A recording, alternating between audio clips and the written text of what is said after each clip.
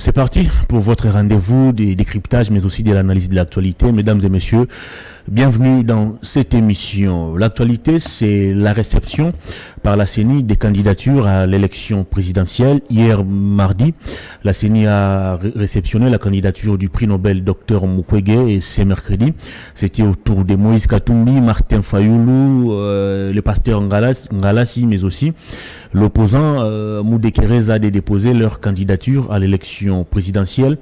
Comment cette bataille va-t-elle se dérouler? On en parle au cours de cette émission. On attend dans les prochains jours le dépôt de la candidature du président de la République, Félix-Antoine Tshisekedi Tshilombo. On va aussi faire le point sur la situation de la ville de Kinshasa.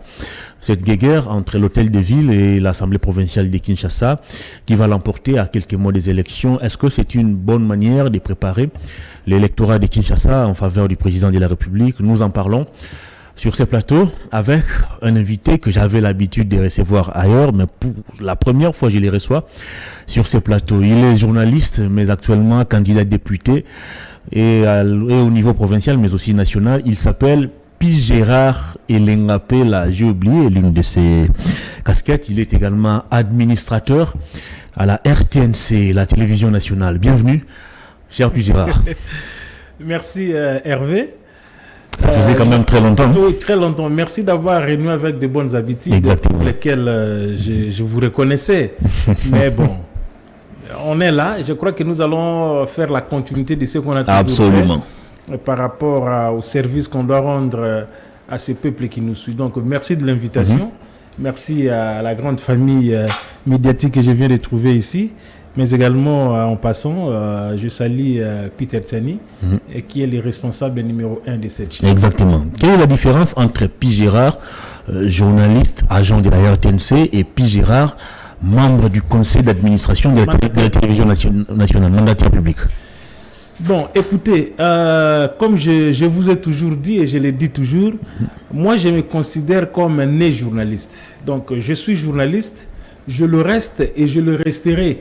À la limite, je dirais même que je suis journaliste à vie. Mais maintenant, toutes ces autres fonctions, si vous voulez, qui peuvent s'ajouter, ne sont que les prolongements de ce qu'on peut l'être sur une autre casquette.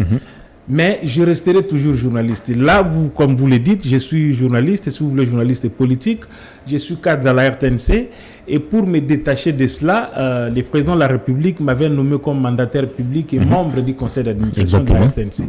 Donc le problème ici, c'est à chacune de ces représentations que je suis, je joue le rôle qui est le mien, mais je suis toujours dans ma peau de journaliste, qui est d'ailleurs une assiette que j'aime beaucoup. Gérard est devenu chantre du pouvoir selon une certaine opinion. À tel 5 ans, tout ce que Félix Tshisekedi pose comme action, c'est toujours bien, c'est toujours rose.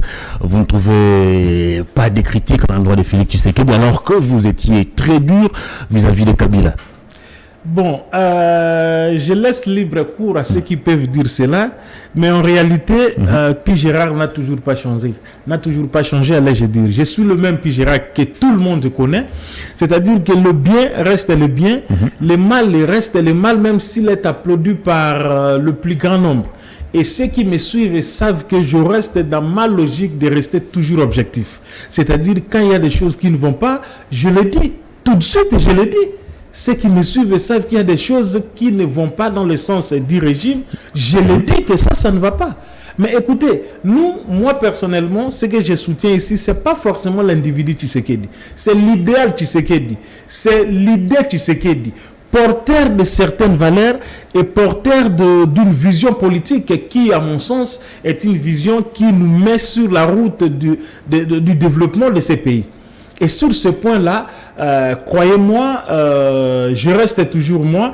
Et il faut le dire qu'on ne critique pas pour critiquer, on critique quand il y a à critiquer et on n'applaudit pas. Mais on encourage quand il y a à encourager. Et ça, c'est une logique tout à fait simple. Il y a beaucoup à critiquer et puis Gérard ne donne plus de la voix. On parle aujourd'hui de la dégradation de notre système éducatif avec cette gratuité de l'enseignement qui a été décrétée pour certains à la va-vite. On parle aujourd'hui du phénomène Koulouna, le VPM de l'intérieur, Peter Zadi avait promis d'y mettre fin dans 2 mois. 2 mois se sont écoulés et les colons continuent toujours de battre son plein. Très bien. Nous sommes déjà dans l'émission. Ce sont des faits sociaux réels que vous relevez. Mais je pense qu'Hervé, journaliste étant le canal de communication de ceux qui sont de l'autre côté, c'est-à-dire la population, vous le faites. Mais du fond de vous, vous savez que ça, ce sont mes chevaux de bataille, si vous voulez, sur lesquels je suis derrière et je ne cesse jamais de le dire. Et je venais ici, je devrais faire Ouleri, mais je suis venu par moto. On s'est communiqué. Je vous ai dit, mais je ne comprends pas. Cette même route, il y a moins de mois, il y a moins de 2 mois, nous la pratiquions sans beaucoup de difficultés comme ça, tout simplement parce qu'il y avait les 9e jours de la francophonie. Et là, parce qu'il n'y a plus francophonie, on assiste à des embouteillages diaboliques qui ne se justifient pas. Alors que je me pose toujours la question, qu'est-ce qui se faisait pour que nous ayons une électricité stable pendant toute la période de la francophonie? Qu'est-ce qui se faisait pour que nous ayons un ordre sur les routes sans qu'il y ait tous ces embouteillages? Et ça, je l'ai dit. Les Koulouna, si vous me suivez, c'est chaque jour que je le dis, pas plus qu'aujourd'hui, je le disais hier. Des camps de Koulouna du côté Bandal et du côté Kitambo qui se sont donné le luxe de commencer à faire payer les taxes ici dans la ville de Kinshasa. Ils se disputent l'espace et là il y a tout ce qui sont sous comme dégâts. Je me pose la question, le général Kilimbalimba que je salue en passant, qu'est-ce qu'il fait là-dessus? Bien qu'il a donné de bonnes couleurs, de bonnes annonces, mais nous l'attendons à l'œuvre. Écoutez Hervé, les gens qui voient les choses dans ce sens-là, ce ne sont que des gens qui, à la limite, peuvent être teintés d'une certaine mauvaise volonté. Même le président Félix, tel qu'il est là, le président Félix, n'encourage pas le mal. Je ne connais pas ces dignitaires de ces régimes ou de ces pouvoirs qui encouragent le mal, qui peut encourager le Koulouna, qui peut encourager le vol, le détournement des deniers publics et tout ce qui s'ensuit. Je ne pense pas. Et donc, comme je l'ai dit, le mal reste le mal. Il faut le dire parce que nous avons suivi, pas si vous voulez, nous soutenons le président Tshisekedi autour des valeurs. Pas autour de choses qui ne vont pas dans le sens de faire développer le pays. Et ça, je reste égal à moi-même. Nous voyons des opportunistes, surtout la bande de tous ces aventuriers qui sont venus du FCC. Je vois, quand je vois aujourd'hui la photo de quelqu'un comme Cheo Kitundu avec Tshisekedi, quand je vois les Lutundu là et tous les autres là qui sont devenus aujourd'hui les Mende plus Tshisekedistes que les Kaboulas, je me dis qu'il y a un problème dans ces pays. Alors nous, comme la jeune génération, nous ne pouvons pas suivre les pas de tous ceux-là qui peuvent être à la limite considérés à juste titre, avec cette épithète qui paie à son âme, le cardinal Moussengo avait dit, ça c'est de la médiocrité.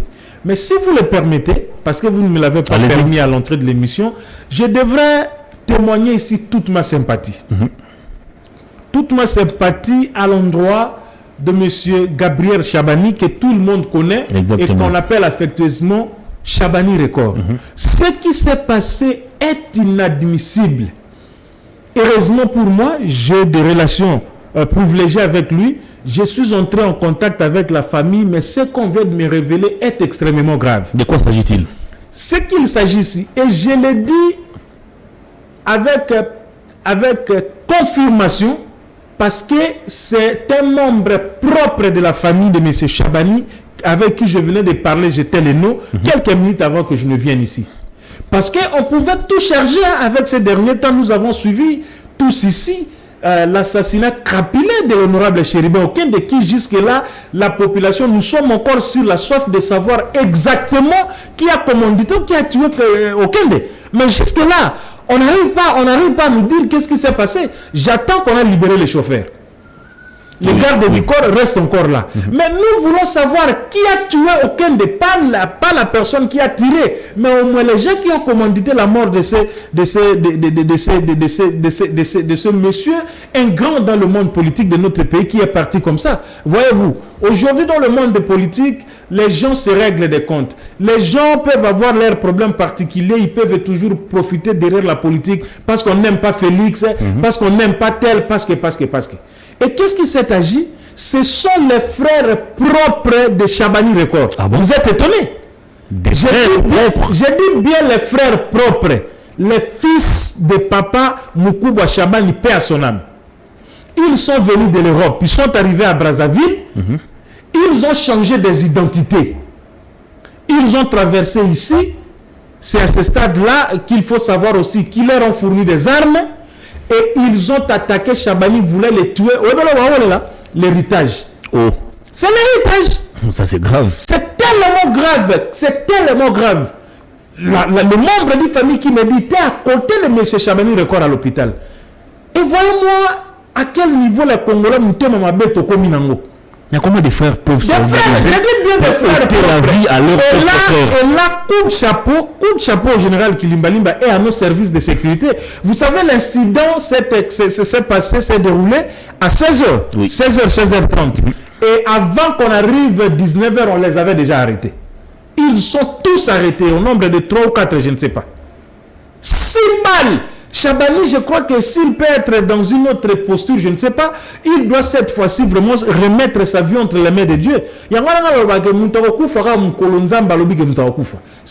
balles on a administré. Si vous voyez l'état de véhicule, vous ne pouvez pas croire. Mais à Koufité, il est à l'hôpital, que Dieu l'assiste et qu'il le revive. Regardez, ses propres frères qui veulent les tuer à cause de l'héritage. Et là, on allait tout dire, on allait tout spéculer, et heureusement qu'ils sont aux arrêts. Je dis ceci de sources sûres de la famille, parce qu'ils sont déjà aux arrêts. Regardez-moi, et je crois que c'est tout à fait regrettable lorsque dans nos familles, les Congolais d'une manière générale, nous atteignons ce degré de la haine, ce degré de mauvais cœur, tout simplement à cause de ces matériels qu'un jour nous allons laisser et que nous allons partir tel que nous étions venus, que nous avons créé. Vous parlez de la haine, je pense qu'au-delà de la haine, il y a aussi une part de responsabilité de l'État. Comment des individus peuvent se procurer des armes au point d'organiser un crime en pleine ville? Bon, il y a une responsabilité de l'État, effectivement. Et vous savez, nous en droit on dit, il n'existe toujours pas de crime parfait. Absolument. Et quand ils ont monté leur coup, ils ont préparé leur histoire. Imaginez-vous, les gens viennent de l'Europe, hein, c'est qu'ils ont eu le temps de bien préparer leurs choses. Mais ce qui est quand même grave, au-delà du fait que la Providence n'a rien voulu que l'irréparable puisse arriver, mais à 16 heures quand même, des criminels qui sortent et qui commencent à tirer à 16 heures en pleine Ouleri par exemple, là, mais là il y a quand même un problème. Alors le problème à ce stade, même si à chaque fois on dit que il y a un problème de l'effectif par rapport à notre police, par exemple. Là, Peter Kazadi nous avait annoncé le recrutement de 11 000 policiers au niveau de la ville de Kinshasa pour renforcer les effectifs. Je crois que l'État doit être dans sa posture de responsable numéro 1 de notre sécurité. Très important. On va vers la période électorale. Il faut renforcer la police sur le plan des capacités opérationnelles pour qu'ils arrivent à sécuriser le processus électoral. Parce qu'avec des choses comme ça, je crois que ça laisse à désirer et puis ce n'est pas intéressant. À 16 heures, on a connu ce genre de choses il y a très longtemps ici dans cette ville, si pas à l'époque de la Deuxième République. Des criminels sortent, commencent à tuer et vous regardez. Non, ça se passe. Il y a, je crois, un mois en Djili. On a eu des criminels ont fait incursion dans une maison d'échange. C'était. Ah, vous savez, je l'avais suivi à 9h ou 10h. Ils ont tiré, puis ils sont partis avec l'argent et puis ils n'ont pas été inquiétés. Ah, voilà. Ça pose quand même un problème. Ça pose problème de la sécurité. Ça pose un problème de sécurité. Il faut ici à ce stade renforcer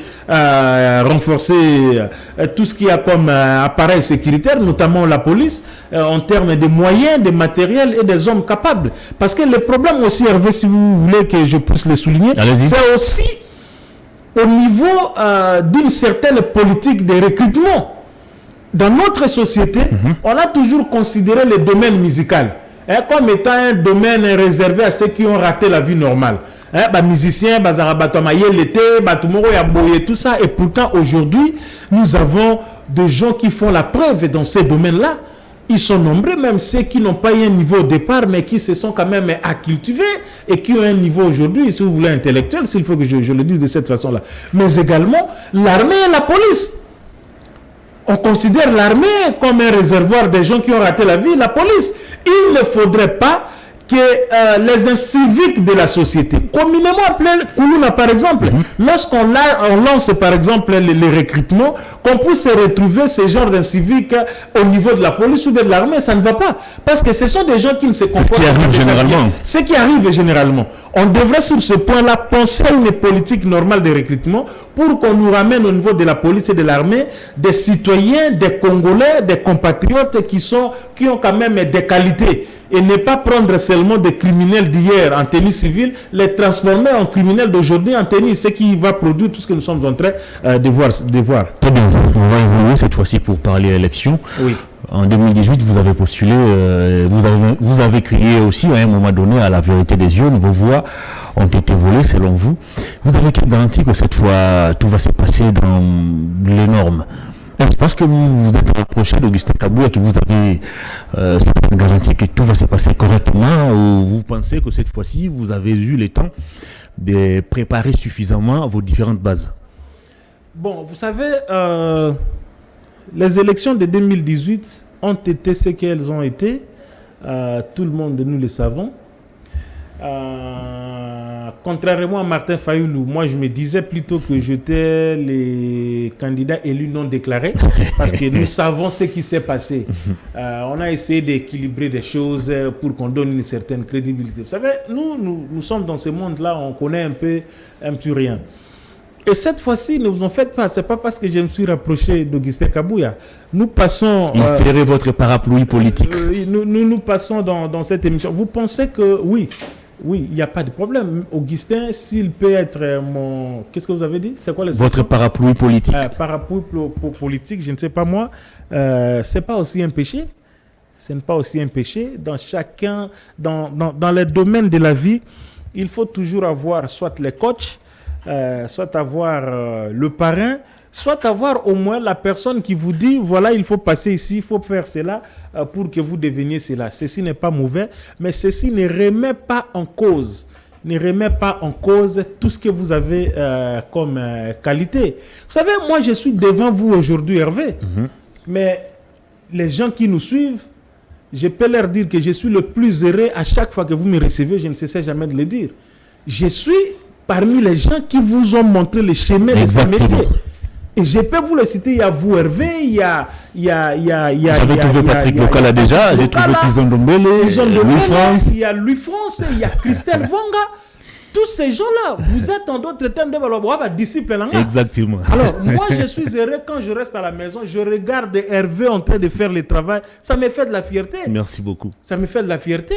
Est-ce que c'est un péché? C'est pour autant qu'Hervé Ozagi n'a pas de qualité? Non, c'est parce qu'effectivement, vous avez des qualités. Et toutes ces personnalités politiques, ils peuvent, ou bien la population qui me suit ici également, peut dire que non, puis Gérard au moins a des qualités. Déjà, sur le plan des études, je suis ce que je suis. Sur le plan des capacités, je suis ce que je suis. Sur le plan de la défense de la nation, de la patrie, je suis ce que je suis. Et il y a des Congolais, il y a des Kinois qui m'aiment. Il y a des Kinois qui pensent qu'au-delà de parler comme ça, je peux avoir aussi une portion de pouvoir. Je peux parler, je peux dénoncer ici. Ça se limite là. Mais quand j'ai le pouvoir parlementaire, je peux contraindre un ministre à travers tout ce qu'il y a comme mécanisme constitutionnel à résoudre telle ou telle autre question. Je peux l'interpeller, je peux utiliser tout ce qui est comme voie constitutionnelle pour le contraindre à résoudre tel problème. Voilà pourquoi nous autres là, on pense bien que ça peut être un apostolat.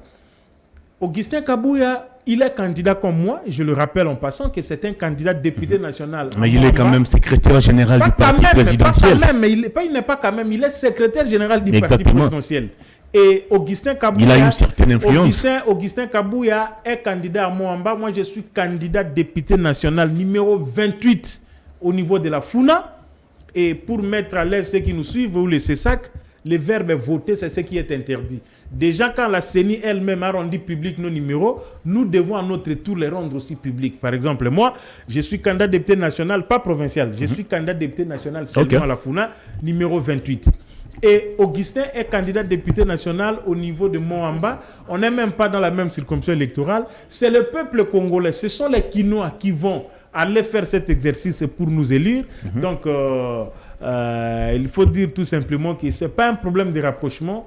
Vous me connaissez très bien, je suis quelqu'un qui est assis sur les convictions. Donc c'est un problème de conviction. Et je pense que si ceci rencontrerait aussi la volonté de Dieu et les Quinois des Funa pensent que non, nous pouvons envoyer Pi Gérard pour nous représenter au Parlement, ce sera chose faite. Très bien, vous voulez devenir député national, mais pour une certaine opinion, Pi Gérard comme mandataire public, son bilan n'est pas satisfaisant. Là, je parle précisément de certains syndicalistes de la RTNC qui nous font savoir que votre gestion, vous, membres du comité de gestion, pose un sérieux problème. Il y a retard dans le paiement de certaines primes, il y a dédoublement même de certaines directions. Pensez-vous réussir comme député national alors qu'à la RTNC, votre gestion pose déjà problème? Bon, merci pour la question. Je vais vous dire en passant ici que je suis ou je serai, si Dieu le veut, dans une sorte de prolongement de ce que j'ai toujours été. Comme journaliste, vous savez que je ne fais que défendre la cause des autres. Ça, vous-même, vous êtes témoin. Je ne fais que défendre la cause des autres. Et comme membre du conseil d'administration, je suis en quelque sorte aussi un parlementaire de l'entreprise parce qu'il faut faire la part des choses ici. La gestion au quotidien de l'entreprise repose sur les épaules de la direction générale. Et le conseil d'administration, c'est justement le parlement de l'entreprise. Donc nous sommes l'organe de conception, l'organe d'orientation et l'organe de décision. Et la direction générale demeure l'organe d'exécution. Alors, en passant ici, les gens doivent comprendre. Nous avons été 6 ordonnanciers pour la petite histoire. 5 administrateurs plus le DGA. Le DGA n'est pas membre du conseil d'administration. Il n'est pas administrateur. Nous l'invitons quand il faut. Mais nous sommes 5 administrateurs. Donc, le directeur général faisant partie du conseil d'administration. Et moi, je suis le seul, comme on le dit, les fils maison. Moi, je viens des rangs de la RTNC. Les autres ne viennent pas des rangs de la RTNC, les 4 autres collègues. En tout cas, ça ne passera pas par moi. Voir des choses pour lesquelles moi, je suis du côté de ceux qui doivent défendre les agents et laisser les choses passer. Je dois vous dire ici que tout ce que vous entendez, c'est faux et archi-faux sur toute la ligne. Ah bon? Je dis bien, Hervé, c'est faux et archi-faux sur toute la ligne. Et en passant ici, laisse-moi le dévoiler, je prends à témoin votre propre frère, votre propre père. Oui, votre propre père, M. Itoma, qui me suit en passant, c'est mon vieux, qui est notre directeur. La RTNC, pour ne pas faire la fausse modestie, reste, je ne compare pas la RTNC avec des médias privés. C'est le média, tout simplement parce que c'est les médias de l'État où on paye mieux les journalistes. Je dis bien mieux les journalistes. Où on payait mieux les journalistes sous Kabila. Actuellement, avec la dépréciation de la monnaie, votre salaire ne représente plus rien. Non, attendez. Restons un peu sur cette logique. Oui, allez-y. Restons sur cette logique-là. Même si le problème de la dévaluation, ça c'est un problème qui est conjoncturel, qui ne cadre pas avec la RTNC seulement. Je crois que tous les citoyens congolais, surtout ceux de la fonction publique, tombent sous ce coup-là. Voyez-vous. Mais je parle de la RTNC. Je parle de la RTNC, papa. Les journalistes et l'opinion doivent savoir que la RTNC n'a jamais encaissé aucun mois de retard. Les salaires de septembre n'est pas encore payé. Mais ça, nous sommes aujourd'hui les 4 ou les 5. Nous sommes les 4, ce n'est pas un problème particulier à la RTNC. Heureusement, vous êtes dans le secteur privé. Ce n'est pas un problème particulier à la RTNC. C'est tout le monde qui n'est pas encore payé. Mais entre demain, jeudi, d'ici samedi, on va payer les gens. Ça, c'est un problème de tout le monde. Je parle du retard. Parce qu'on doit se dire des choses ici et les gens doivent le comprendre. Les fameux Maboko Bank, c'était une prime additionnelle qui n'a pas posé aucun problème. Seulement pour cette fois-ci, on avait voulu que cette prime-là puisse ne plus être payée entre les mains. C'est pourquoi on a appelé ça d'ailleurs la prime Maboko Bank. Et le problème, c'est qu'il faut le dire, on a trouvé une sorte de culture à la RTNC où, il faut le dire, une certaine mafia s'était installée aussi à travers des différents syndicats qui se battent là-bas, tout ça, ainsi de suite. Mais nous avons une vision, nous avons une logique, c'est celle de remettre de l'ordre. C'est pourquoi on a dit que pour qu'il n'y ait pas tout ce qui est comme soupçon, qu'on prenne cette prime-là, qu'on puisse que la prime puisse être payée par la voie bancaire. Vous comprenez un peu? Et les petits retards qu'il y a eu pour le mois passé, c'était à cause de ça, parce qu'on ne s'attendait pas là-dessus. On a payé tout le monde, il n'y a aucun problème. Maintenant là, on attend seulement qu'on puisse payer. Et le problème de la paye suit toute une logique par rapport à la chaîne des dépenses au niveau du budget. Ce n'est pas un problème des responsables ou des autorités de la RTNC que nous sommes. Ça, c'était une précision de taille. Donc, je dois vous dire ici, sur le plan administratif et financier, la RTNC n'a aucun problème. Il n'y a pas de dédoublement. Par contre, quand nous sommes venus, nous sommes passés aux réformes. Les réformes, c'est que nous avons plutôt regroupé certaines directions. On n'a pas dédoublé. Oui, non, on a regroupé. On a regroupé et puis on a créé des départements. Vous avez, par exemple, la télévision, nous avons la direction des productions, la direction des infos, la direction des programmes, la direction un peu de tout ça. Et on a créé les départements qu'on appelle départements télévision, par exemple. Et dans ces départements, vous avez toutes ces directions qui dépendent du directeur chef de département et puis les directeurs chefs de direction. Vous comprenez? On a plus réduit. On a associé à notre époque, quand vous étiez avec moi là-bas, nous avions par exemple la direction de programmation, la direction de production. Donc, nous avons regroupé ça en une direction qui s'appelle la direction des programmes avec des sous-directions, soit de programmation ou de production. C'est ce que nous avons fait. Très bien. Moi, je pense qu'il faudrait peut-être le dire comme ça et je suis la bouche autorisée, la personne attitrée pour le dire. Et je prends l'opinion à témoin, je prends les agents et cadres de la RTNC à témoin. Il n'y a aucun retard de paiement des salaires, aucun retard de paiement des primes qui se trouve au niveau de la RTNC. Maintenant, je vous explique. Les marches que vous voyez là devant la primature, il y a une confusion, nous avons, nous, à notre niveau, proposé le nouveau barème salarial que nous avons déposé au niveau du gouvernement. Le ministre de tutelle, qui est Patrick Mouyaya, a ramené ça au niveau du Conseil des ministres. Et maintenant, le problème, c'est au niveau du gouvernement. Ce n'est pas le conseil d'administration, la direction générale. Les nouveaux barèmes qui augmentent les salaires des gens, ça, c'est un problème gouvernemental. Donc, ce n'est pas notre problème. Mais je crois que les explications sont claires. Oui, hein? Mais dans les différentes banderoles portées par les agents de la RTNC, chaque fois qu'il y a marche, c'est bien mentionné. Retard dans le paiement des primes, Maboko Bank. Mais qui dit vrai, qui dit faux entre vous, administrateurs, et les agents? Non, moi, je vous dis vrai. Moi, je vous dis vrai parce que moi, je suis là pour soutenir ces agents dont vous faites allusion là. Mais ils estiment que leur prime n'est pas payée. Non, mais c'est comme je l'explique, Hervé. Le problème, attendez, lorsque ça se passe comme ça, lorsque nous sommes vers la fin du mois comme ça, le listing se dresse. Hein, le listing, c'est-à-dire la liste qui reprend la paye, hein, les personnes qui doivent être payées.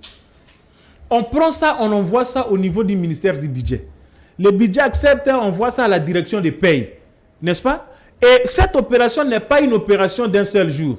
On attend pour qu'on puisse maintenant, la banque centrale puisse prendre de l'argent et verser dans les différentes banques commerciales et à la suite de ces banques commerciales qu'on puisse payer. C'est une opération qui concerne tous les fonctionnaires de l'État. Ce n'est pas une particularité à la RTNC.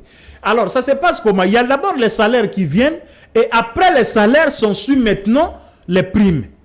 Est-ce qu'on se comprend? Nous sommes par exemple, aujourd'hui, on tend déjà vers les 5 et tout ça, des histoires comme ça. On n'est pas encore payé. J'ai dit que d'ici la fin de la semaine. Alors, il faut prendre encore le débit, par exemple, la semaine prochaine, pour que l'État, la même direction des paies, puisse envoyer de l'argent pour la prime qu'on appelle Maboko Bank.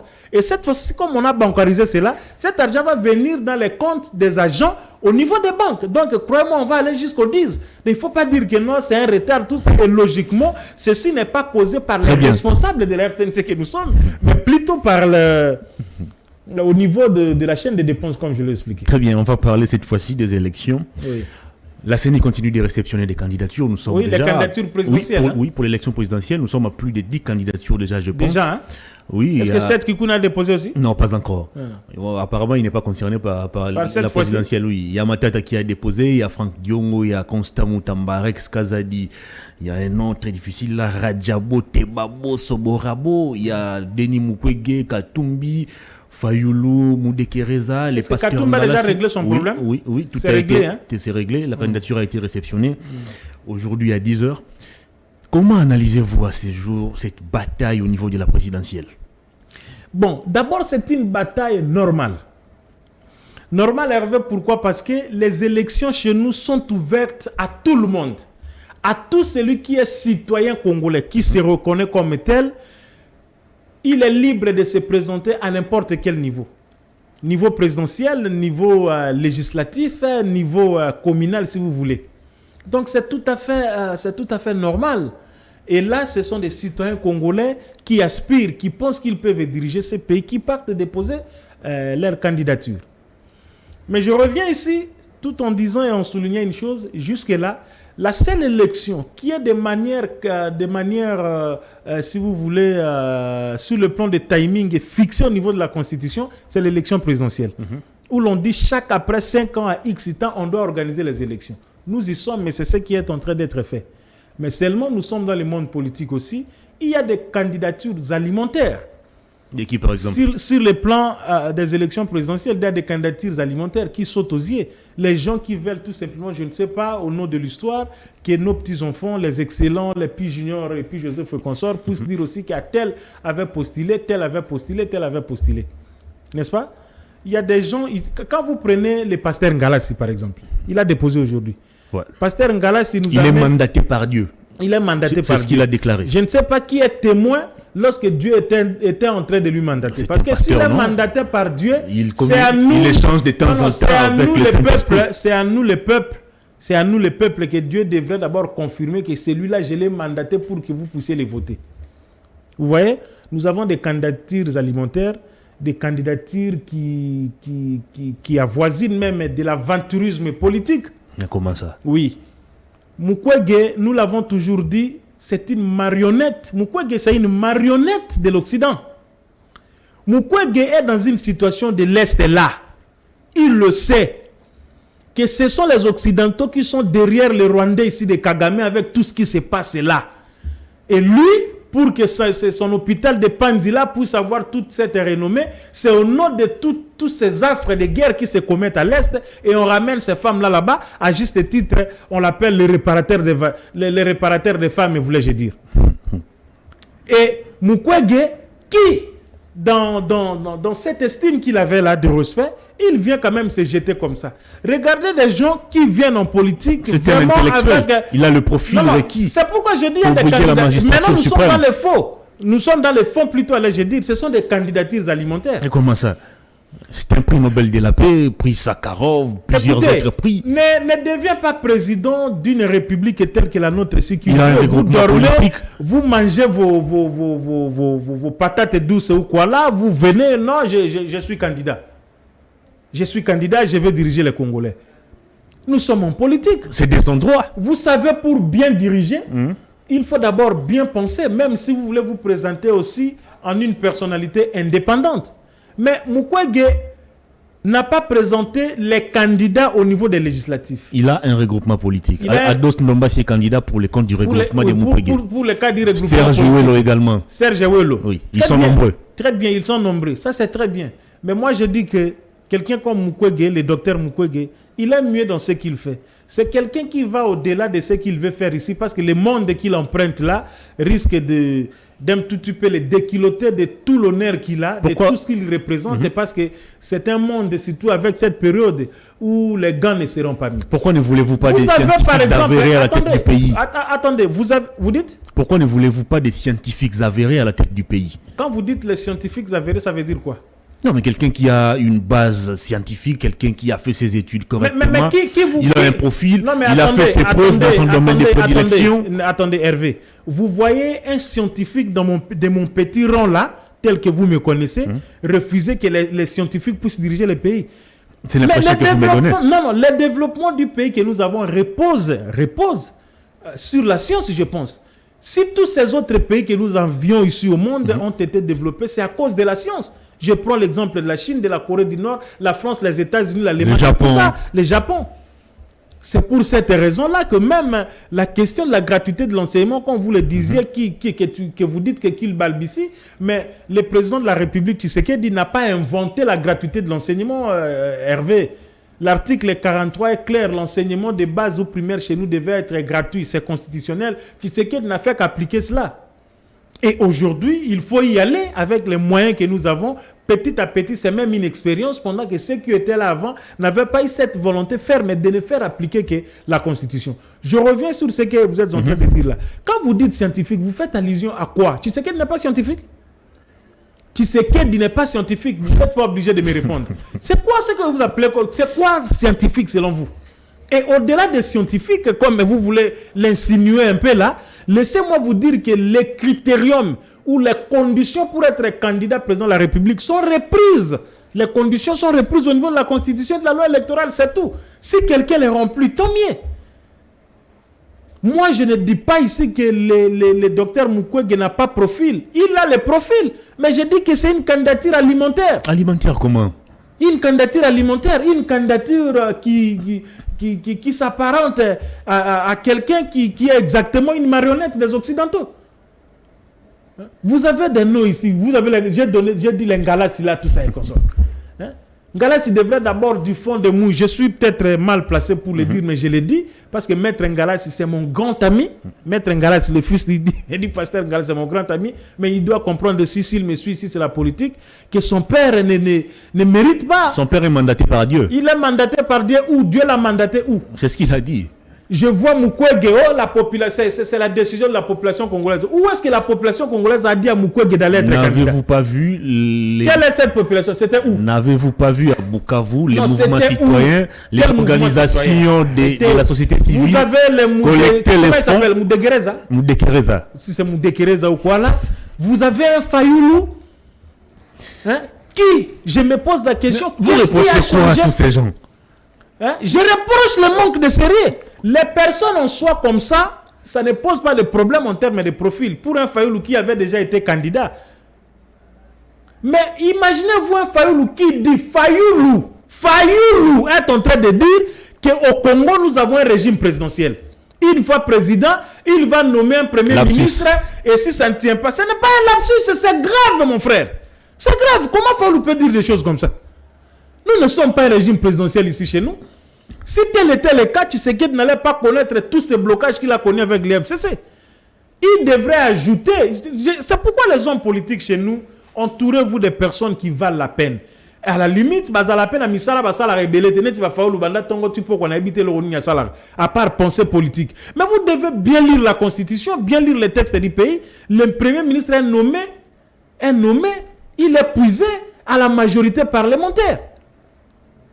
Et quand le professeur Kitoko, que je respecte beaucoup, qui vous dit que si ça ne tient pas, il va dissoudre le Parlement. Il connaît le mécanisme. Si tel était le cas, lorsque le FCC a commencé ces bêtises pour compliquer Tshisekedi, ce que Zalaï qui dissoudre le Parlement, la baguette magique, c'est Tshisekedi d'aller le faire. Il y a une procédure à suivre. Donc ce sont des petits détails sur le plan politique, mais qui demandent un certain niveau pour les maîtriser, pour les comprendre. Le profil est là, mais moi je demande tout simplement les sérieux. Vous comprenez que je parle d'eux parce que jusqu'à la seconde où je vous parle, Tshisekedi n'est pas encore candidat. Il a dit qu'il avait les intentions de briguer un deuxième mandat. Je dis jusqu'à la seconde où je vous parle. Tshisekedi est président de la République. Mais il est connu de tous que c'est lui le candidat de l'Union sacrée. Mais il n'est pas encore candidat. Juridiquement, il n'est pas encore candidat. Mais c'est lui le candidat officiel de l'Union sacrée. Tshisekedi n'a pas encore déposé sa candidature. Il va le faire incessamment. Et quand il le fait, je reviendrai ici sur ce plateau. Nous allons faire les émissions là-dessus. Il n'a pas encore déposé. Donc nous avons cité les gens que vous m'avez cités et qui ont déposé leur candidature. Est-ce que ce n'est pas la peur de voir Félix Tshisekedi échouer lors de la prochaine présidentielle qui vous anime et qui vous conduit de critiquer les autres candidatures? Du fond de vos poumons là, vraiment dans votre ventre. Ce que vous dites, je peux vous donner des faits. Je peux vous donner des faits. Je vous rappelle en passant, l'élection présidentielle, jusqu'à la preuve du contraire, sur le plan constitutionnel, c'est une élection à un tour. Exactement. Et je le souligne en rouge. Élection à un tour. Tshisekedi est le président en fonction. Constitutionnellement, il a droit à se succéder pour un deuxième mandat. Ce que je ne comprends pas, l'acharnement ou les agitations chez certaines personnes. Et pourtant, c'est un droit. Il peut se succéder. Tshisekedi est en fonction, j'étais en train de dire que Tshisekedi a travaillé. Il continue à travailler et il va travailler jusqu'au 19 décembre 2023 à minuit. Là n'est pas le problème. C'est ça que j'ai dit. Donc, il a des choses qu'il va présenter aux Congolais. Il va présenter les choses aux Congolais, les choses pour lesquelles qui vont rentrer dans le cadre de son bilan. Mais vous avez des gens qui n'ont rien fait, qui vous met dans une logique platonique d'utopie tout simplement pour dire nous allons transformer Mwanda en Monaco, nous allons mettre ceci, nous allons faire cela, nous allons faire cela. Et pourtant, par exemple, les histoires de paix à l'Est, là, Mukwege en sait quelque chose. Ils en sait quelque chose. Ça... Non, ils l'ont sait, Mukwege en sait quelque chose. Est-ce que ce n'est pas de la propagation des faux bruits? Non, non, ce ne sont pas des faux bruits. C'est l'infraction en vogue. Non. Ce ne sont pas des faux bruits. Mukwege en sait quelque chose. Ils l'ont sait. Mais pourquoi il insiste trop là-dessus? Parce qu'il n'est en train d'œuvrer qu'au niveau de l'Est là. Et donc, il sait d'où vient cette guerre ici. Et donc, je suis en train de dire tout simplement que Tshisekedi sera en face des gens.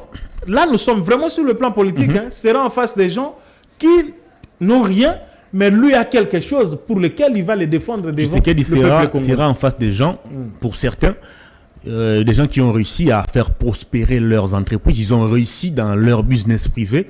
Et lui, comme président de la République, il y a quand même des faits qui vont pousser les Congolais à tu fais allusion à qui? À Katumbi. Katumbi a réussi dans son business privé, Mukwege mêmement, Martin Fayoulou, mais Félix Tshisekedi comme président de la République, il y a des choses qui pousseront les Congolais à réfléchir 2 ou 3 fois avant de lui refaire confiance. Hervé, je prends votre propre cas. Laissez-moi terminer. Je prends votre propre cas. Sous Joseph Kabila, les agents de la RTNC, je prends le deuxième et dernier mandat de Kabila. Matata, pour le Premier ministre, les agents de la RTNC touchaient leur salaire. S'il y a un retard, c'est au plus tard les 25. Ça, je peux en témoigner. Mais depuis l'avènement de Félix Tshisekedi, il y a des retards. Alors, comment voulez-vous que des Congolais puissent refaire confiance à un président qui n'a pas été en mesure de sécuriser leur salaire? Je reprends encore une fois. Qui vous a dit qu'il y a retard dans le mais nous sommes aujourd'hui le 5 octobre. Le salaire de septembre n'est pas toujours payé. N'est-ce pas un retard? Mais non. Et vous pensez que la réélection de quelqu'un va se résumer par rapport à ça que vous êtes... Mais ça fait partie des faits. Non, Hervé, non, c'est faux. Et attendez, je vais répondre à votre question. Oui, allez-y. Je vais répondre. Vous me parlez des gens qui ont réussi dans leurs entreprises privées. Mais nous avons aussi des témoignages. Nous avons aussi des témoignages de ces gens-là qui ont géré aussi et qui... Les milliards qu'ils ont aujourd'hui, même s'ils en avaient avant, ils peuvent le justifier comment? Je parle de Katumbi. Allez-y. Je parle de Katumbi. Parce que souvent vous le présentez ici comme tout ça, ainsi de suite. Mais allez dans le même Katanga là.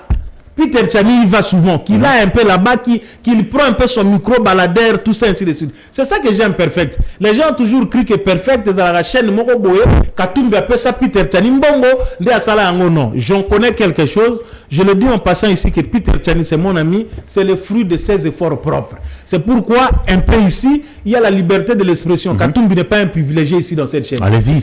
Il est là-bas, on vérifie sa gestion, Bakatanga, Balingaga, peut-être parce qu'on va miroiter sur beaucoup de choses par rapport à la gestion. Mbongo Abaki, s'il sait comment aussi il a eu cet argent. Fayoulou, nous ne parlons pas qu'il bouffe Koufat. Qu'il bouffe Koufa, et Zalagali Soute, Baba pompe essence, Koufa et Zalagate. Fayoulou, un bon gestionnaire. Les dernières fois ici, il a des nyongo terribles à foutre à la taxe et n'a pas importé le logo naïo nini. Faden là s'appelle comment? Faden House. Mukwege est soutenu par les Occidentaux. Tout ce qu'il a comme l'argent, tout le monde a chèque, tout ça, et ainsi de suite. Et vous parlez de Félix qui est dans la gestion de la chose publique et vous le comparez avec les gens qui sont dans la gestion de la chose publique. Mais encore les Congolais ont bénéficié de sa gestion. On parle aujourd'hui d'une localité congolaise qui est annexée par l'Ouganda. Mais mon frère, si vous voulez que nous puissions parler de la question de l'Est, préparons toute une émission là-dessus. Vous me connaissez. Je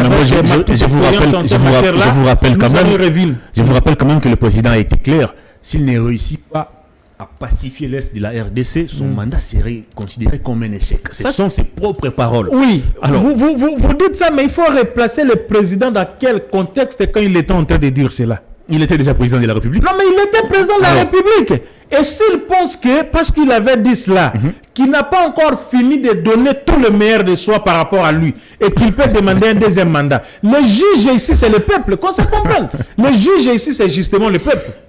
Les juges ici, c'est justement le peuple. Les gens savent, les gens peuvent tout dire.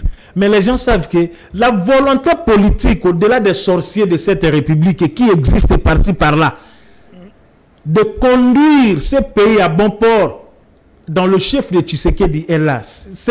Il faut être vraiment sorcier, comme je l'ai dit, pour ne pas l'accepter. Moi, je me dis, au-delà de tout ce qu'il y a ici, pour présenter le bilan de Tshisekedi, tout ça, le juge, ce sera le peuple congolais. C'est pourquoi je ne cesse jamais de le dire, Hervé.